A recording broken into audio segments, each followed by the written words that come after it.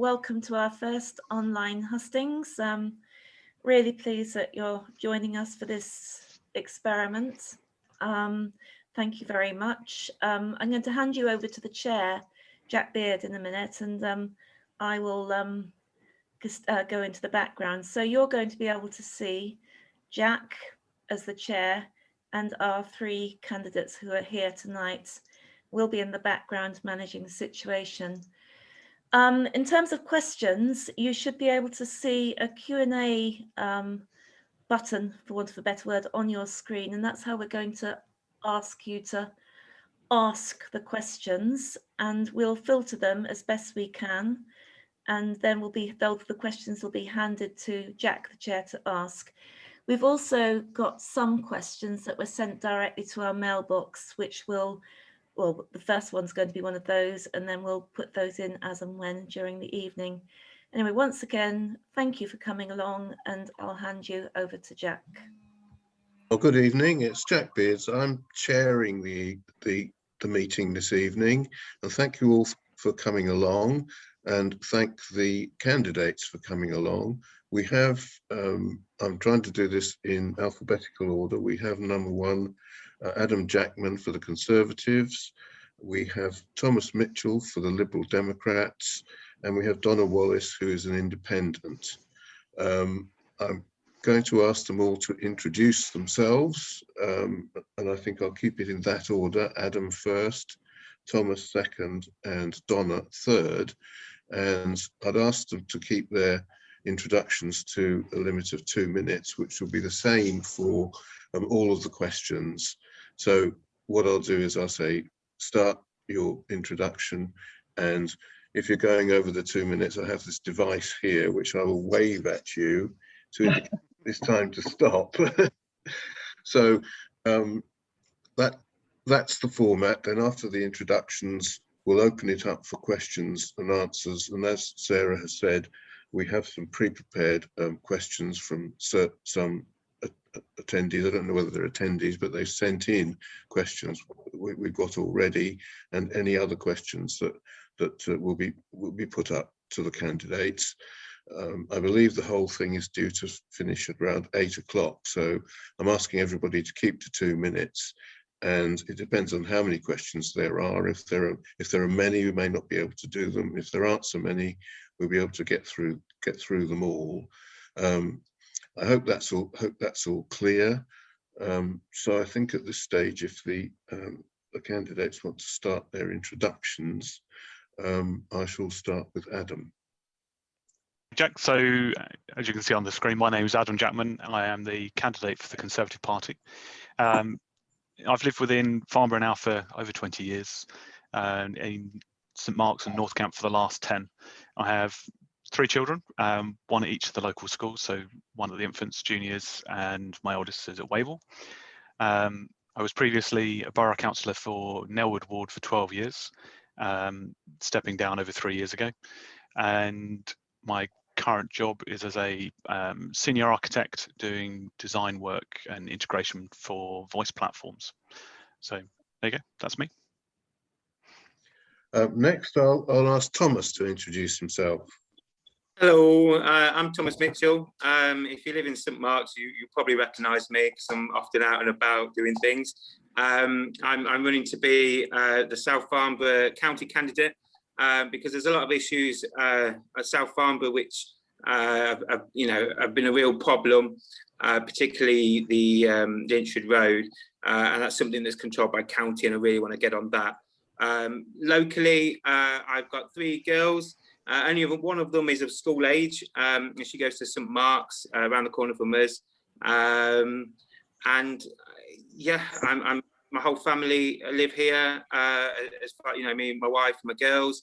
My wife's from Farnborough. She's lived here her whole life. I am a northerner, but I am very much have been here about 10 years or so, and absolutely love it.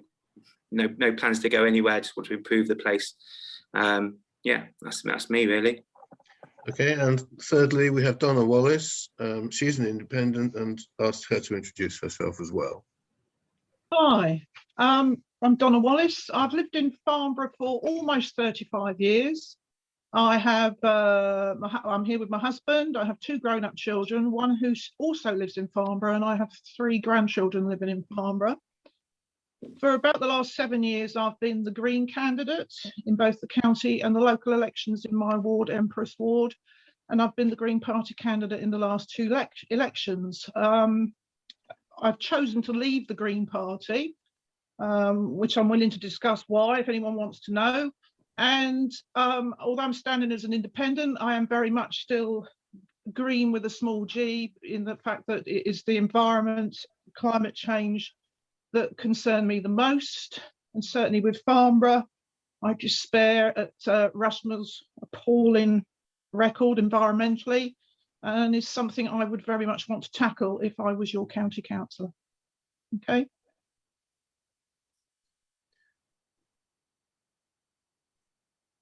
Is that enough? Good. Yeah. That's fine. That's fine. Thank you all very much for doing that.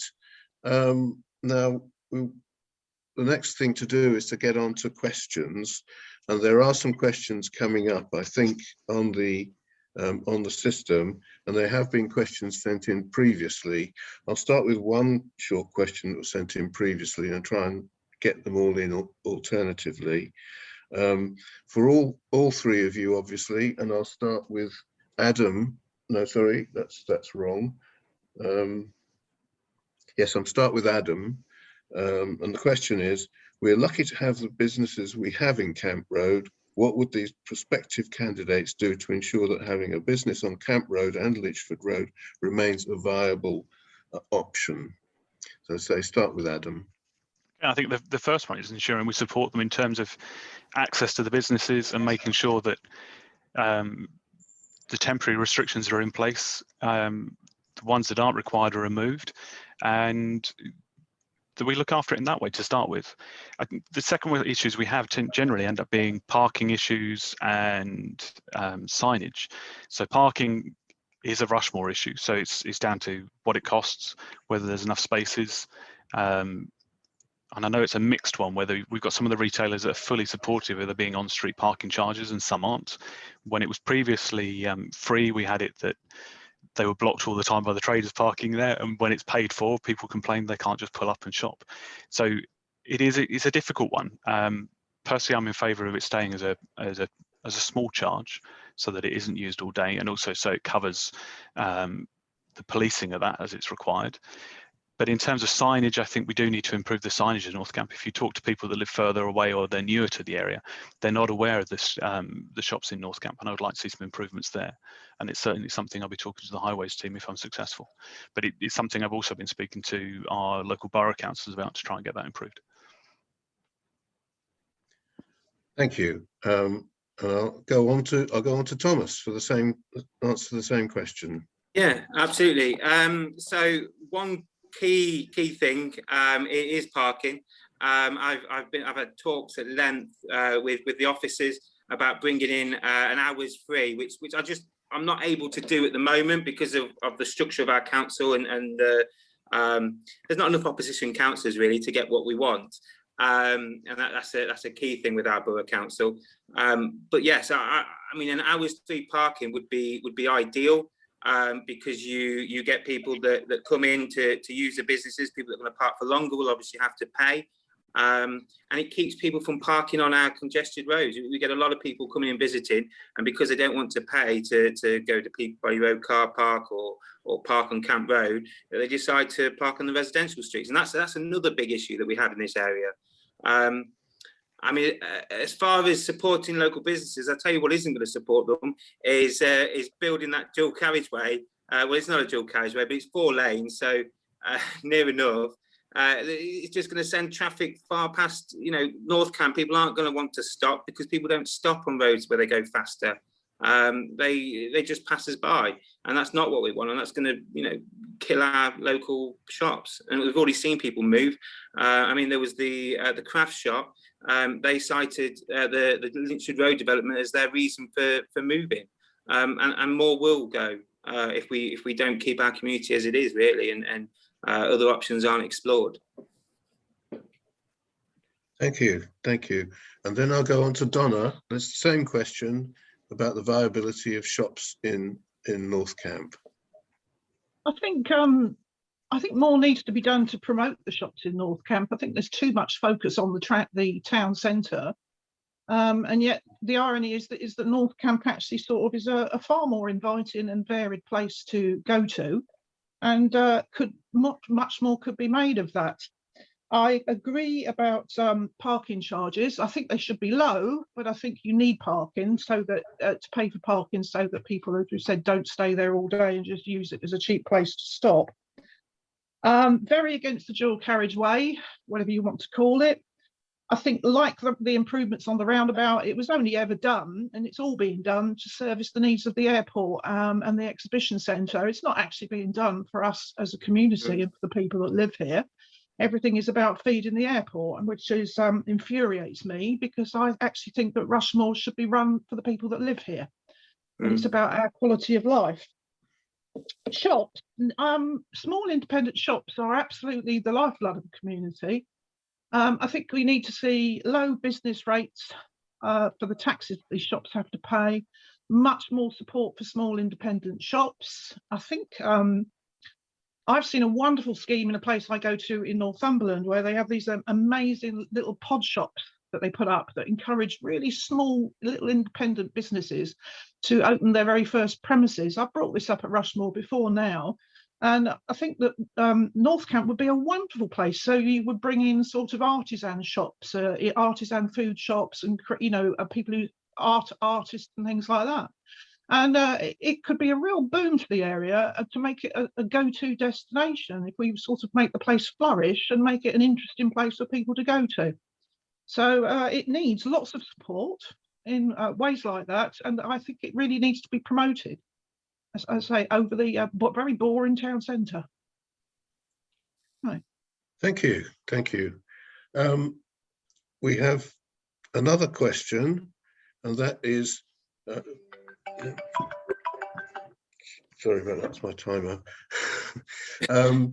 We have another question next, and it's, does the candidate support the hosting of arms fairs in the exhibition centre, including the DPRTE and the air show? And it states that comes from Greater Rushmore Action for Peace, so I'll say that. And we'll ask Thomas first on that question. Okay, yeah.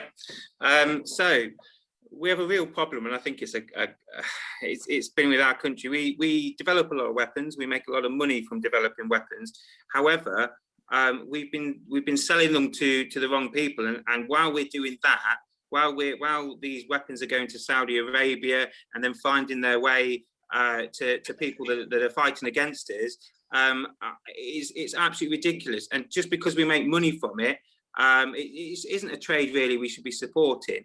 I don't mind us selling technologies that can be used, sort of a lot of the GPS and a lot of the more high-tech things that they use, within our armies. I don't mind us selling that between our allies, but between us and the other Western democracies. But I'm completely against what we have at the moment, and until we sort of change that, I don't think we should be supporting anything like that on our patch.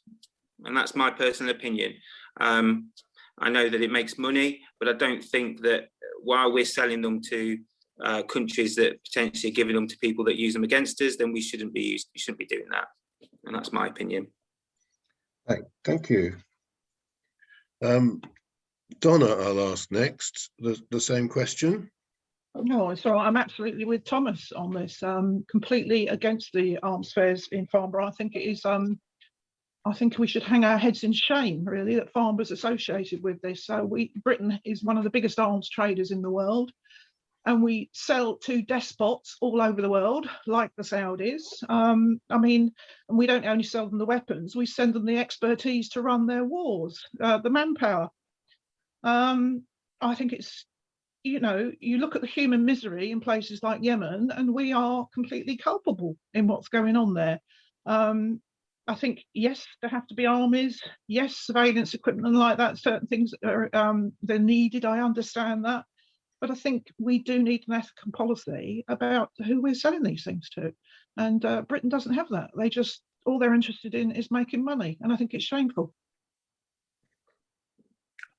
Thank you, Donna. Of course, Adam, if I could ask you the same question. And to be fair, I do agree. I agree on the ethics side of things. I think there have been many decisions made in the past and in the last few years where things have been sold to people that it isn't necessarily the right people to sell to. I do actually support the arms fairs when we're dealing with our partners, such as the rest of NATO and our European allies.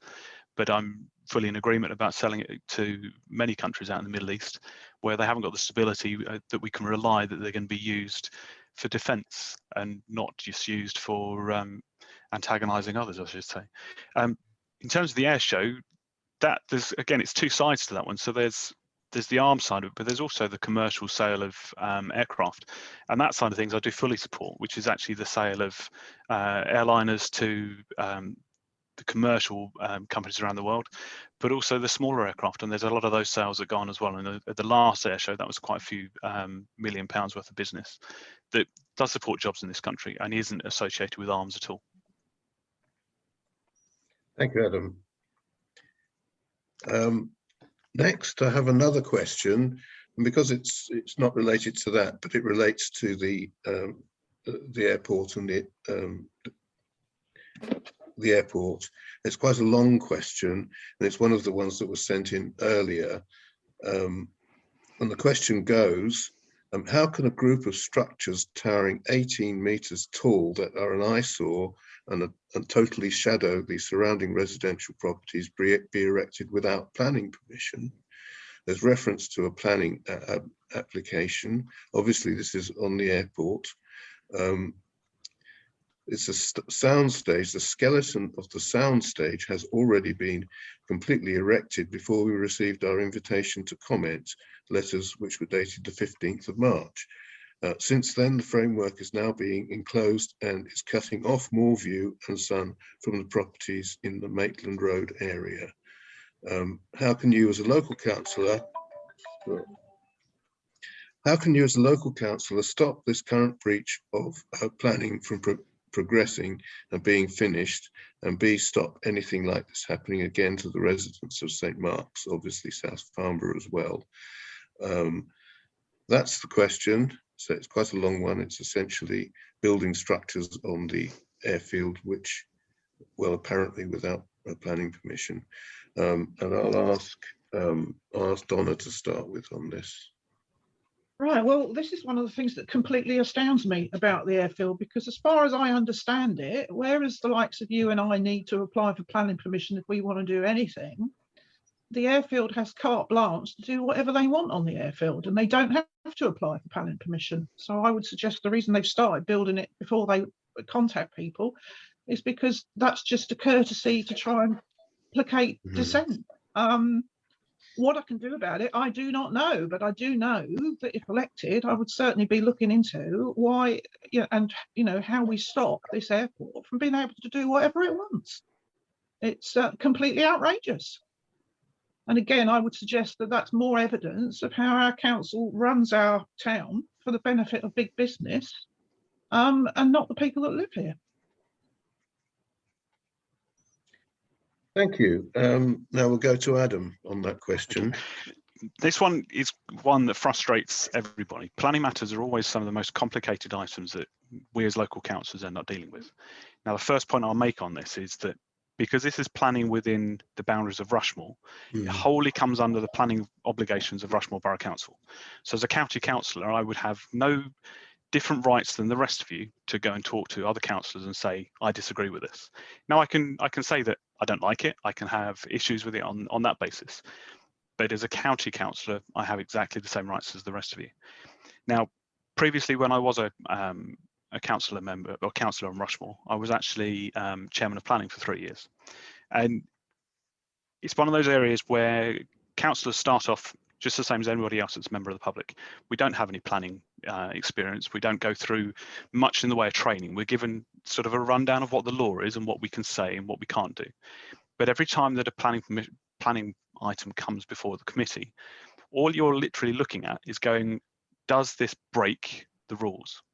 and the officers will give you a recommendation, and it's normally along the lines of approve, reject, or there's a couple of other items they can put in there, but it's basically say yes or no.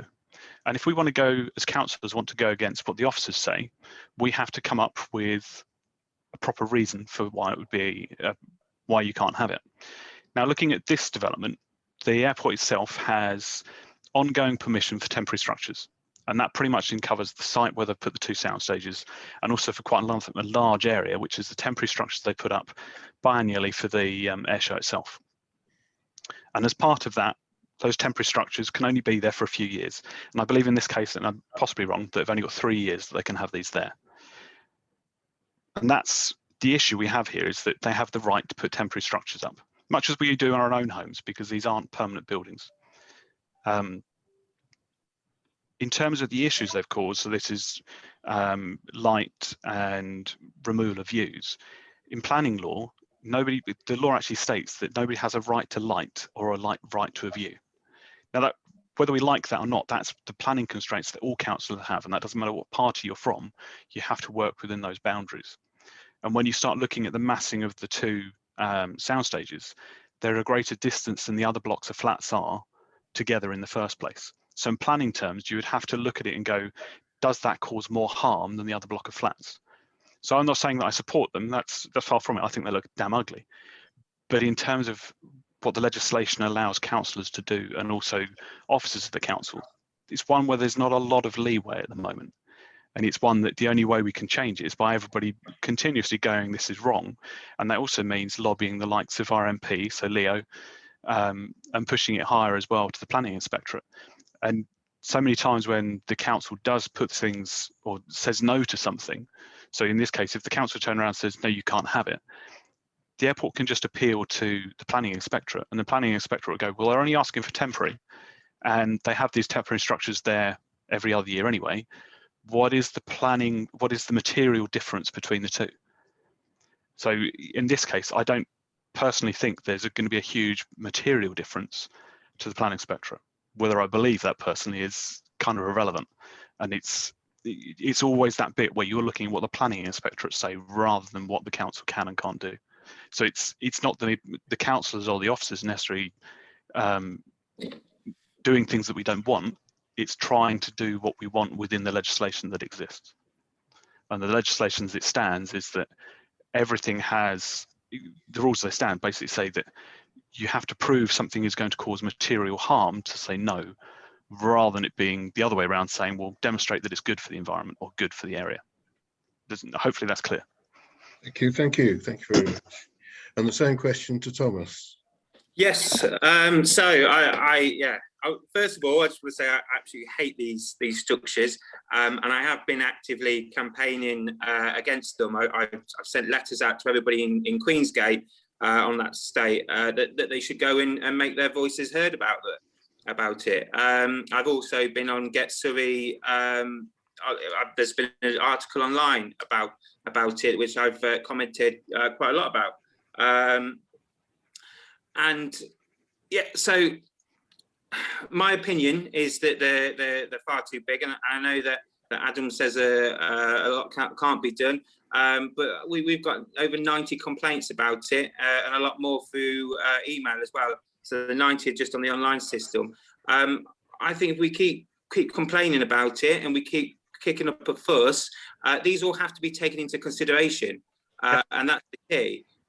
So that's the only way forward is if we say no, we don't want this area, and we kick up a fuss, and I've been actively campaigning about that, and I will continue to actively campaign about that, because that's the only way we get things done in this area. So that's what I've been doing about it. Can I add one thing on, Tom? I fully agree with you on writing the representations, but the key thing with representations about any planning application is to do individual complaints. As soon as you go down the path to doing a stock letter or signing a petition, you're counted as one entry on a planning application. So write something in your own words, you've got a much better chance of the argument being listened to, because you will all come across slightly different points and slightly different perspectives, which is much more powerful. Yeah, yeah, I'm glad you say that, because it's I've been sending the letter out to people to complain individually. So all 90 of those are individual complaints, and people have sent more via email, so they will all be listed separately. Yeah. Okay, Thomas. Yeah, we just come to the 2 minutes for that. So thank you very much. Right. The next question here is, what do the candidates know about the White Poppy appeal, and do they support it? I'm sure if I've got this all the right way round. I'll start with Adam on this one. I must admit, I don't know as much about the white poppy as I do the red poppy. I know it's more on the pacifist side of things in terms of it's remembrance, same as the red poppy, but not just remembering it from the military perspective. I do fully support it. I come from a family of conscientious objectors, and don't have a problem with that idea at all.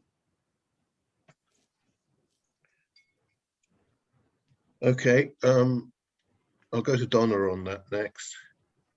No, I think it's a very relevant and very good idea. I think when we look at historically, we look at wars, and you know, I was a history teacher for many a long year. Too much of the curriculum is focused on the politics and the fighting, and what we need to recognise is the biggest casualty in wars is civilians. And if you look at current wars going on at the moment, it is actually always civilians who are people who are the main victims, particularly women and children. And yet they are the people who have the least voice. In fact, you generally have no voice over the matters that are destroying their lives. So I think the White Poppy is a fantastic idea. Thank you. And now, Thomas? Yeah, I think all three of us are in agreement here. I think it's, you know, obviously the red poppy is very important for servicemen that have served, but it's equally as important to remember those that have lost their lives without doing anything, without getting involved in it, and the civilians are you know, just as important as our servicemen if they've lost their lives under these conflicts. Thank you. I'm just trying to click on to the next question.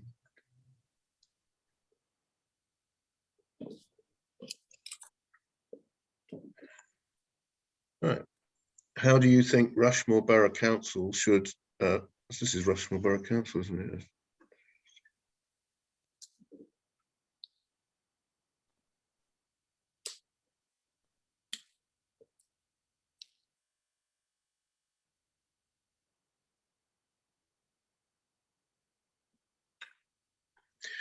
Can I just interrupt and remind the attendees that if they do have, well, I hope they do have more questions, if they can put them forward as soon as possible, and that will well, be better for everybody.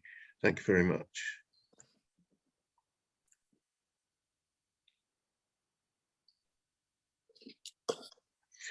Next question: if you are successful and are able to achieve just one thing in your elected term, what would be your priority? Okay, well, I'll start with Thomas on that one. I would really like to make South Farnborough a much greener, inviting place to live. I would like to see a lot more trees planted. I know trees have been planted, but I'd love to see a lot more trees planted.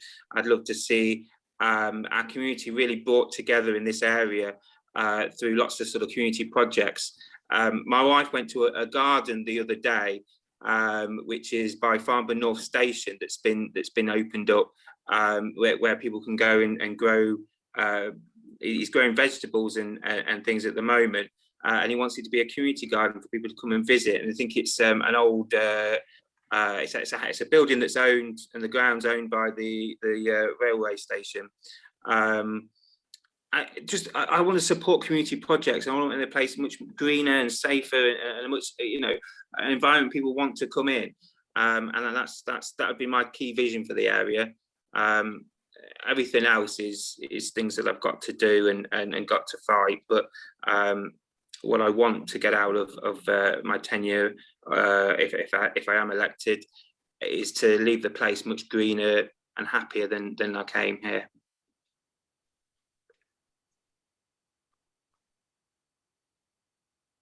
Thank you. Okay, that's all right. Now, let's get my orders.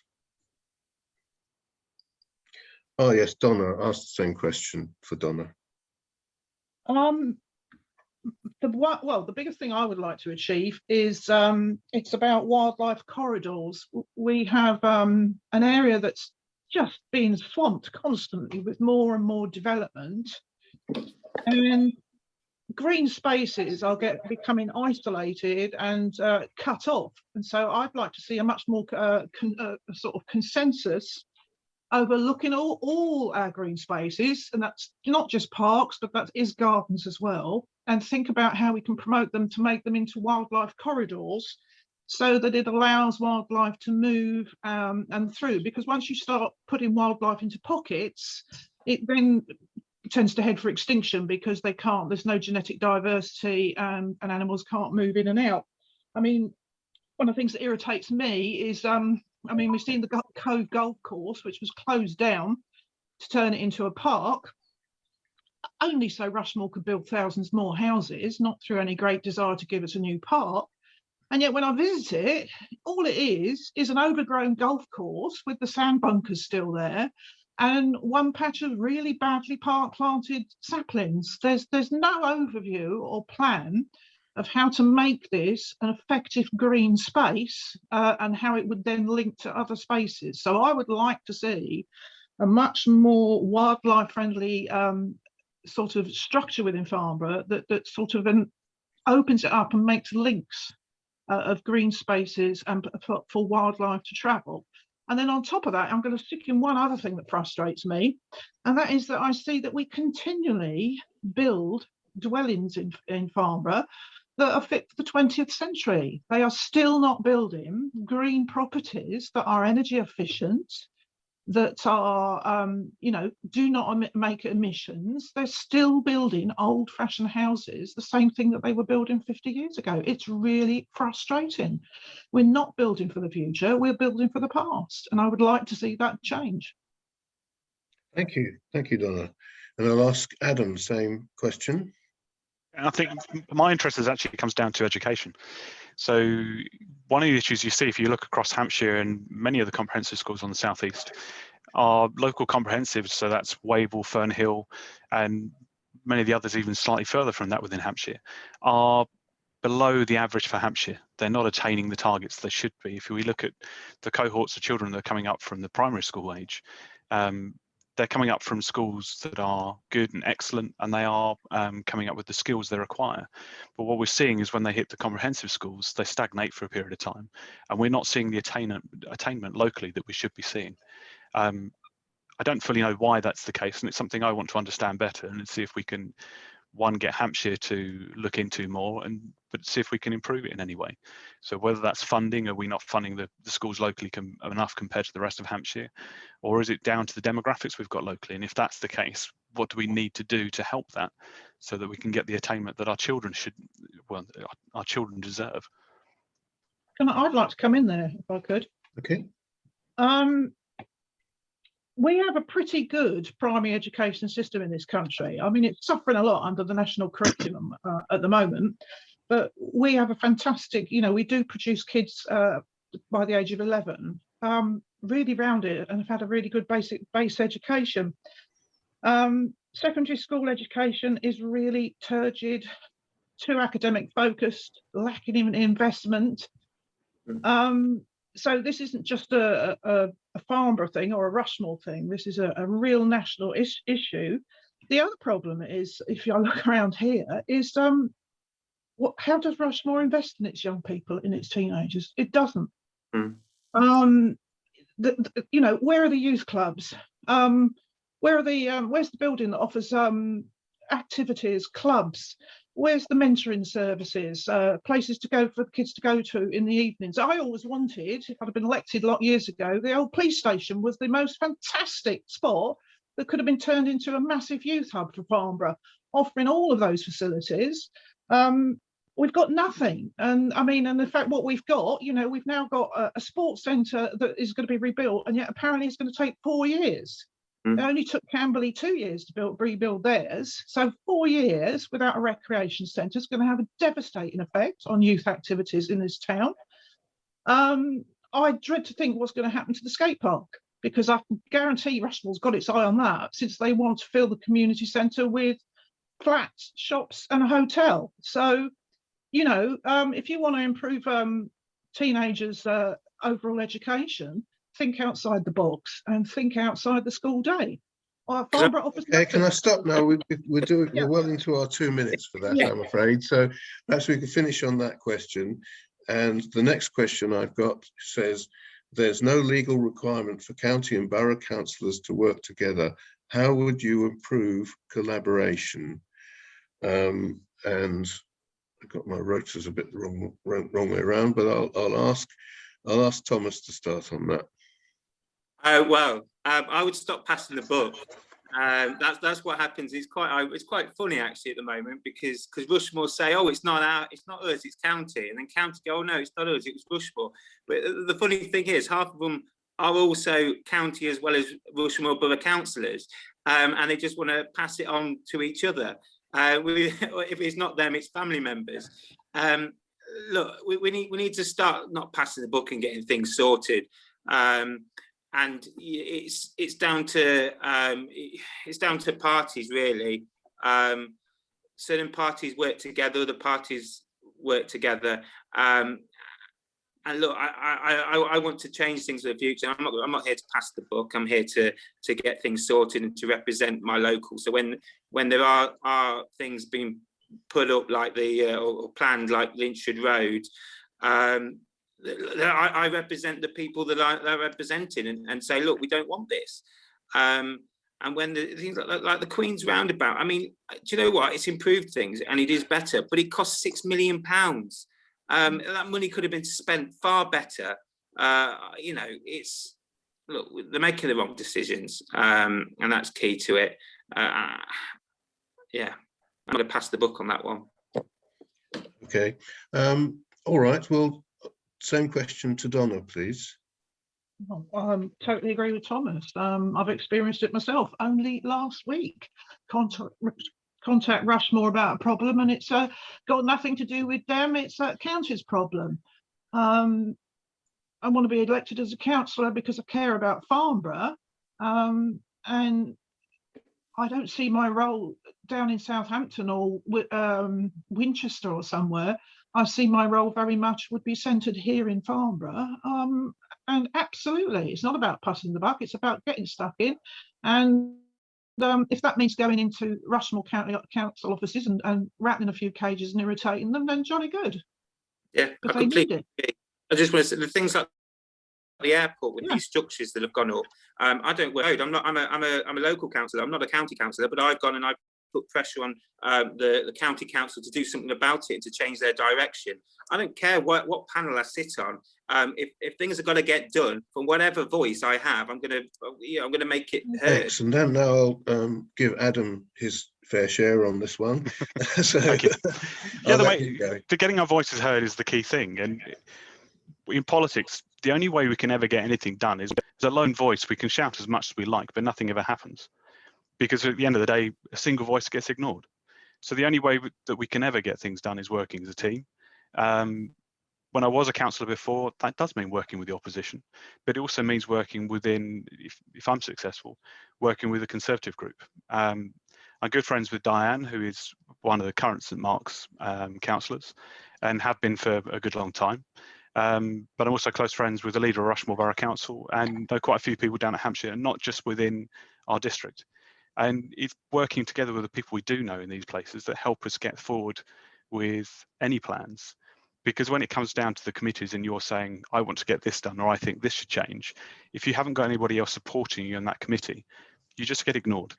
So by working as a team, and that means working with the councillors of St Mark's Ward, councillors of Nelwood Ward, and also the councillors of Empress Ward, that's the way that we get our voice heard from this division of Hampshire. and get ourselves heard down at county itself. Thank you. Now, another question, which has been touched on a bit before. Is it acceptable that the growing town of Farnborough will have no leisure centre for at least the next 5 years? And I'll ask Donna. I know she's mentioned it before. I'll ask Donna first. Well, I've got to say, it's completely outrageous. I cannot believe it. I keep hearing all the reasons about why it needs changing, or people saying that it needs changing. I'm now currently using the pool down in Aldershot, and I was staggered by the state of the building down there. If anywhere needed rebuilding, it was quite clearly Aldershot. It's appalling. Rushmore Sports Centre is in great condition. Spend a few million upgrading it, repairing it, stick a new roof on, do something. But it beggars belief. How can it take 4 years or more to replace a sports centre? And it just leaves Farnborough a complete wasteland. I mean, what is there in Farnborough now? I mean, let's think about it. We lost our live music venue. They demolished the community centre. Now we've got 4 or 5 years without a sports centre. The golf club's gone. You know, what is there in Farnborough apart from a lot of chain stores and a lot of flats? It is awful, and I do not understand how they think that it is acceptable that they're going to take that long to build a sports centre. It beggars belief. I mean, I'm infuriated. Now, I'll ask the same question to Adam. Okay. Bluntly, no, I'm not happy with the loss of the swimming pool. It's where I met my wife. I was a lifeguard down there for a number of years, and it's got a lot of memories for me. I understand why it's going now in terms of the costs. There were demands from the company running it for the council for an extra £1 million to keep it going. I know the questions have been asked about why doesn't the council run it, but it is a pure cost thing. If the council was to keep it open, it would have meant cuts to a number of services, and that's something we don't want to see. I don't understand why it's going to take 4 years. I don't really see that it should, considering they've got plans, or at least they've got outline plans already in place. In terms of other services, we do still have access to the MOD pool on Queen's Avenue, and I know that's going to have better opening hours very soon anyway. It's supposed to be reopening in May, so that will provide some facilities. But I don't think there is a good answer on that one at the moment, and it's certainly something I'm not happy with. Oh, and I'd like to add, they've also made a decision that they're not going to replace the indoor Crown Green bowling green that's in the current sports centre. So that's another facility that's gone for good. Thanks for that. I'll go on to Thomas with that same question. Yeah, I've been very vocal. I've been on local radio about this. Look, I think they should build a new one, but I think that the old one should stay open while the new one's being built. We've seen far too many buildings knocked down in this area. We've lost the police station, as Donna said, with the community centre, where Sainsbury's is. That car park has been a building site for however long. Is this going to be the same again with the sports centre? I mean, there isn't any plans as yet. There's more of a mood board of what we would like to see there. There's no building plans. There's nothing. This is what we're going to build on this site. And to say that that's going to happen in 4 years is a joke, if I'm honest with you. It's not going to happen. I don't believe it. How many years did it take them to build the cinema? That, you know, I talked to colleagues who have been in this area a lot longer. Sorry, I got some feedback or something.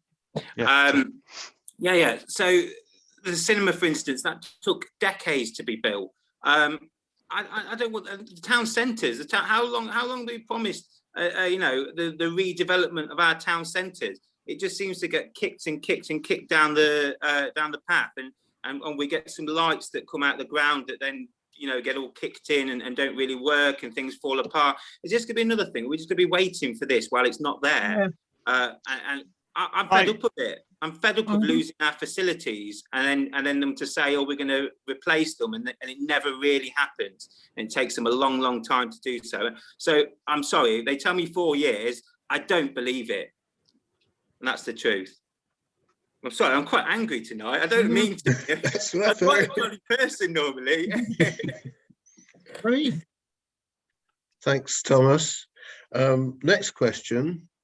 there are concerns that green sites acquired by the MOD after World War II, such as Tweedledown, Caesar's Camp, and others, will be sold for housing. Would you protect these local natural resources? Well, that's the question, and I'll start with Thomas. Yeah, so I really love this area, and I love how green it is, and a lot of that's down to these military areas, and I think they need to be protected. I absolutely love that we've got all the, the greenery. We can go for a walk, and we can go down the canal, or we can go, Caesar's Camp. We do need more housing, but not on these, not on these sort of areas. We need to take down the industrial areas and build housing there. They've just taken down a warehouse to build another warehouse, which will bring in jobs, which is good. But some of these areas, which are industrial at the moment, need to be looked at how we can return these into housing. I think there's a lot of, what really frustrates me actually with the housing is the army have a lot of housing that is empty for when people move in. I think there could be a lot of that rented out to on short rents to normal people who aren't in the military. You walk around the army estates and half the houses are empty. And I understand it's army, I understand the restrictions there, but there's conversations that can be had and ways that they can benefit them as well as us if they're getting rent for them on short terms. But our green spaces, we should be leaving alone. We should be enhancing them and opening them up so we've got better routes through them so people enjoy them, cycle routes that go through these lovely areas so they can get from one place to another a lot easier and people change their lifestyle for it. I lived in the Netherlands where we used to cycle through all sorts of lovely areas which were protected because they were so beautiful and people cherished them. If people don't cherish them and people don't end up fighting for them when they are up for grabs, if you like, that's when we lose them. So I think we need to make it more practical as well. Thanks, Thomas. Donna, ask the same question. Yeah, well, I was just thinking the Netherlands, you see, they value green spaces, whereas in this country, particularly with this government, it's just seen as a cash cow, an opportunity for building companies to make more money. Absolutely. God knows how we stop the government and the MOD flogging off these sites to developers, but they need to be fought all the way. I see that they, Midget Way, there's the Army Medical Museum, Medical History Museum, and they're planning to shut that down and move it to Cardiff of all places. Now, of course, they don't want it. As soon as I heard it, I thought, right, let me guess. The area is full of wildlife, but they want to turn it into a massive housing development, which if you look around Rushmore's borders, it's happening all around us. We're literally being hemmed in by endless buildings, housing developments on green space. So I'll go back to what I said, which is my main priority, which is about protecting green spaces, developing and improving them and making them wildlife corridors that, for the wildlife and for us and for the well-being of the people that live here so we can enjoy them. So, yes, it needs fighting. As I said, how we do it, I don't know, because I think we'll be fighting the government on this.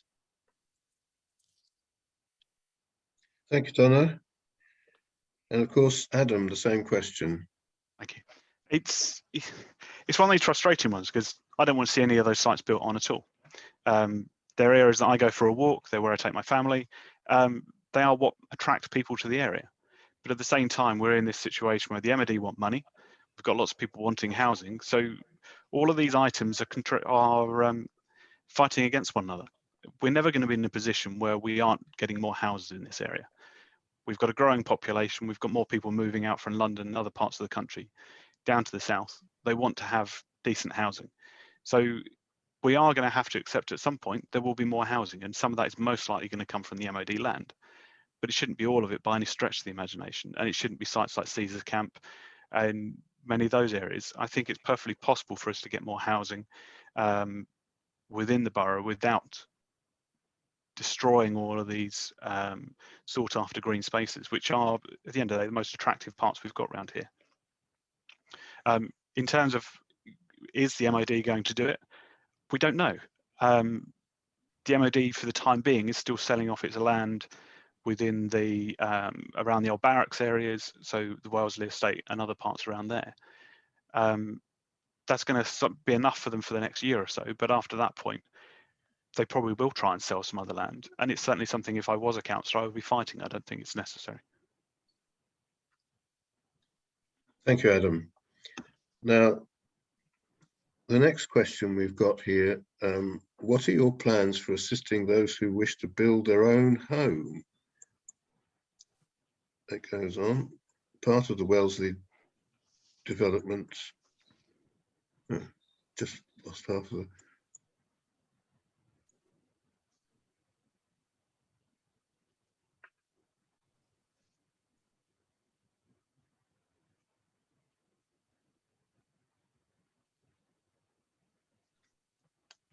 So I've lost sound, or No, Yeah. I just seem to. I've lost the messages. Well, I'll go on to this one because I seem to have lost the last question. South Farnborough is an increasingly diverse community. A Black Lives Matter rally took place in June 2020.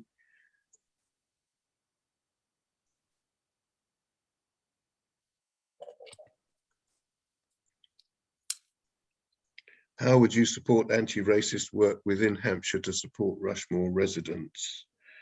That's the question, and I'll ask Adam first. Thank you. It really depends on what groups that are organising need help with. It's not something I have experience of. It's not one I know very much of, but it's one of those things. If they need funding as a council, there is a pot of money that people can bid for. It really depends on what assistance they require. Then I'll go on to Donna and ask the same question. Well, obviously sat here as a white woman, it's not something I have much experience of. What I will say about Rushmore is we've had thousands of Nepalese move into our communities, and as far as I'm aware, I think it's gone absolutely marvellously. I love our Nepalese residents. I think they're a real feature of our community. I take my granddaughter to dance lessons, and up at, I've forgotten the name now, the old Oak Farm School, Samuel Cody. It's fantastic. You know, every weekend you see them up there having weddings and celebrating festivals. And I know personally, and I'm not, you know, so therefore I can't comment, but on other areas. But for me, I don't hear negative talk about it. I think they've become a wonderful part of this community. I certainly, when I go into secondary schools, all British secondary schools are incredibly multiracial nowadays. And in this part of the country, it seems to me, generally, it's, again, everybody, you know, gets on fine. So I think the answer is, if there's a need, I would do all I could do to help and promote. But one of the things I like around here is my experience is that it's a lovely multicultural area, and I think generally it seems that we get on really, everybody gets on well and is very accepting, and long may that continue. Thank you. And I haven't asked Thomas. yeah. So as a white middle class male, I will I'll try to answer this. My support is there. I think there is an issue. I see it every day, and I think the roots of these issues is down to prejudging, prejudice, and if it's down to what people have read in the media or they've seen. They often sort of have an opinion about somebody on the basis of their skin, which I know is completely wrong, and a lot of us know is completely wrong. And I think the only way to break through these prejudices on certain people is community-based activities. So I would love for people to come forward, like the Black Lives Matter rally and community-based things. And you know, as Adam alluded to, there is a pot of money there. It's only a small pot of money, but I'm openly there to support the right sort of activities and the right sort of things going, because the only way to break through this is to bring the community together and have people meeting people that they have an opinion of, so that opinion changes and that we become a closer, more friendlier community. I mean, that's my opinion on it. Is it comes from people prejudging before they know. Thank you very much, Thomas. Another question which has comes from the pre-sent in questions. It's, if elected, will you support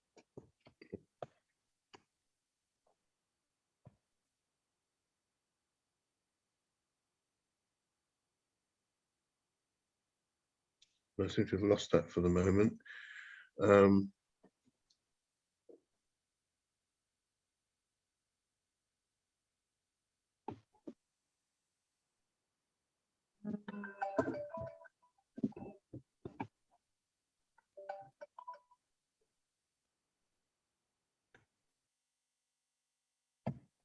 Right, I'll go back to that because I can't find any more on there.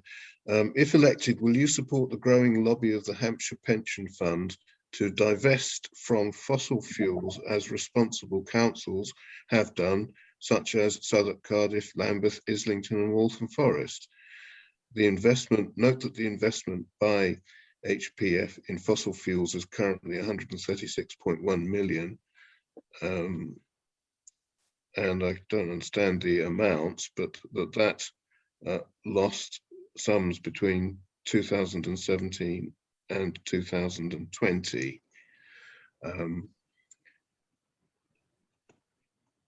I'll ask Donna first. Well, the answer is, of course, 100%. I mean, I'm an environmentalist. The financial power of the pensions investments is huge, and we've got to change. One of the biggest ways that we can change is for pension funds to divest out of carbon emitting industries and into green industries. We've got to invest green, we've got to stop our emissions, and pensions has got to be one of the biggest, most powerful means to do this. So absolutely, I think all Hampshire linked pensions must be encouraged to get out of the fossil fuel industry. I think it's absolutely vital. We'll come back to the whole thing. I think nothing is happening around here that seems to recognise that we've got to change. More roads, more cars, like I said, buildings that aren't fit for the 21st century, and the pension boot is enormous. So yes, it absolutely must be driven to get out of these polluting industries and into green industries. So very much behind that. Thank you, Donna. And I'll go on to Thomas next with the same question. Yeah, very, very similar answer. 100%. We should be pulling out of back in sort of these sort of companies, and we should be putting our investments into green companies and help invest in the green recovery, invest in companies that are going to manufacture things that are going to be green for our future. At the end of the day, those are the companies that are going to be a good investment as well, because they're the things that are on demand and are becoming more and more on demand as we change to change our world that we live in. And there needs to be a further focus on it. So it's a win-win situation. We should be pulling out, and we should be putting our money into green recovery and green companies and the green agenda. Thank you, Thomas. Go on to Adam with the same question. Yeah, I support the withdrawal, but I don't think it's something for the council to make the decision on. I think it's something that's actually up to those that have got money invested in that pension. Personally, my own pension is divested from the likes of fossil fuels, cigarettes. It's all ethically invested. But that is a choice that I made as an individual. And the pension holders themselves, I think it should be up to them, because otherwise you are potentially in the position, if you're withdrawing the funds now, you could lead them to lower incomes for the future.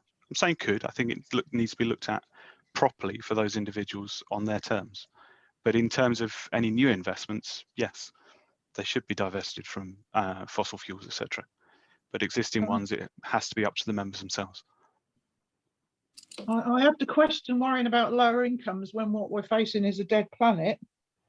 And I think maybe setting the tone is important. You've got to remember it's Hampshire County Council that a few years ago that proudly boasted that they had banned all wind turbines in Hampshire, as if that was a good thing. And Rushmore, apart from building rubbish houses that are still environmentally unfriendly, has one of the lowest recycling rates in the whole of England. Whereas yet we're next to councils that have some of the highest rates of recycling in the UK. So this area has got a long way to go, and certainly around here, Rushmore is just appalling. They've got their heads in the sand, and they're living as if they were living a century ago.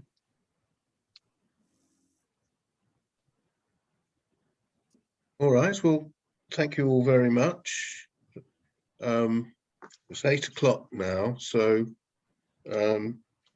perhaps I can ask you all to give a final summary of your intentions in standing for the Hampshire County Council, and I'll start with Adam on this occasion. Thank you, Jack. Yeah, if I am elected, it really will be to, number one, represent all residents within South Farnborough. It's important that anybody that is elected answers anybody's questions and does their best to help everybody. And that doesn't matter whether you voted for me or not at the elections. I will still be there to assist if I'm successful. Thank you. Thank you. I'll go on to Thomas now. Yeah, I want to continue working hard for our community. I want to resolve the Lynchwood Road issue. I want our area to be greener, safer. I want to tackle our recycling, and I want to, kick up a little bit of a fuss to get what we need. And that's what I've been doing, and it's worked quite well. I'm here to represent you, regardless of politics, and that's what I've been doing since the start. So yeah, please elect me so I can continue the hard work and hopefully get things changed around here. Thank you, Thomas. And the last word to Donna. Right, well, I mean, the whole reason I got into local politics and have stood the last few years in local elections is because I very much fed up with Rushmore and think it's about time we got local residents running this council for the benefit of the people who live here, not for big business. So very much that would be, as far as I'm concerned, why I would be there if I was elected. You can see that I've got a very green ethos and want to see this place become a greener, but certainly with a more cohesive plan that is not, instead of being piecemeal, actually is effective at protecting wildlife and also promoting and increasing or beginning to get responsible housing built. I will also say, as an aside, in this day and age, I'm very much for protecting the rights of biological women and girls. And I would certainly be a voice to protect single-sex toilets and changing rooms for women and girls, for prisoners, women's prisoners to only hold biological women, and for women's shelters and crisis centres for biological women, and not be places that are bowing down to admit biological men because they choose to identify as women to enter these places. So I would also be a great campaigner for protecting women's rights. Thank you, Donna. Well, thank you all of you very much. Having had the final speeches, I think we've come to the end, and let's say it's gone 8 o'clock, which is when we're supposed to finish. And I'm sure there would be further questions if we had more time. But I think we've had quite a few questions put to all the candidates, and they've all answered them very fully. So I'd like to thank you all, Adam, Thomas and Donna, for taking the time to come to the hustings here and say what you want to say and put your viewpoints and answer the questions which have been put to you tonight. And I'd also like to thank all of the people who've attended to put their questions and to listen to what's been said by the candidates. And thank you also for taking your time to do this. Obviously, if you are attending, I'm sure that you're going to vote, and we want to get as high a voting turnout in Hampshire and in this borough as possible. And again, thank you very much. And also, I'm thanking Friends of the Earth for providing this webinar facility for us to be able to do this. So again, thank you all very much, and we'll bring the meeting to a close. Thank you. Good night. Thank you. Thank you, everyone. Thank you very much. Everyone.